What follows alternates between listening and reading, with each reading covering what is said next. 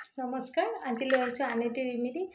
বহুতৰে এটা কথা, সৰু বাচ্চাবিলাকৰ সঘনাই নজৰ লাগে, গতিকে তেওঁলোকৰ কাৰণে কি কৰিব লাগিব?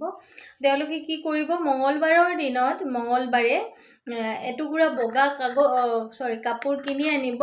বগা কাপোৰ কিনি আনি সেই কাপোৰ টুকুৰা সৰুকৈ কাটিব, সৰু টুকুৰা এটা কৰি ল'ব আৰু হালধিৰ গুড়িৰ বা হালধিৰ ৰসৰ লগত ডাই কৰি ল'ব, কালাৰ কৰি ল'ব। সেইখন ভিজাই লৈ সেইখন শুকুৱাই ল'ব কাপোৰখন। তাৰপিছত মঙলবাৰৰ দিনা ৰাতিপুৱা বা শনিবাৰৰ দিনা ৰাতিপুৱা কৰিব এই কামটো।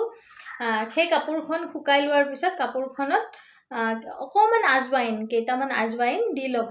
আজৱাইন দি ক'লা সূতাৰে এটা টোপোলা বনাই ল'ব, পটলি বনাই ল'ব ক'লা সূতাৰে। আৰু সেই দিনটো ৰাতিপুৱাতে কৰিলে নহয়, মঙলবাৰ বা শনিবাৰে সেই দিনটো সৰু বাচ্চা বা ল'ৰা ছোৱালী যাৰে নহওক, এইবিলাক 5 বছৰৰ তলৰ ল'ৰা ছোৱালীৰ কাৰণে অকল, গোটেই দিনটো ল'ৰাটো বা ছোৱালীজনীৰ ডিঙিত ওলোমাই থৈ দিব আৰু পিছদিনাখন ৰাতিপুৱাই গৈ পানীত উটুৱাই দিব। এইখিনি কৰি চাব, যথেষ্ট বেমাৰ আজাৰৰ পৰা হাত সাৰিব আৰু যিটো নজৰ লগা বুলি কয়, নজৰ লগাটোও ভাল হ'ব। ধন্যবাদ। ৰাধে ৰাধে।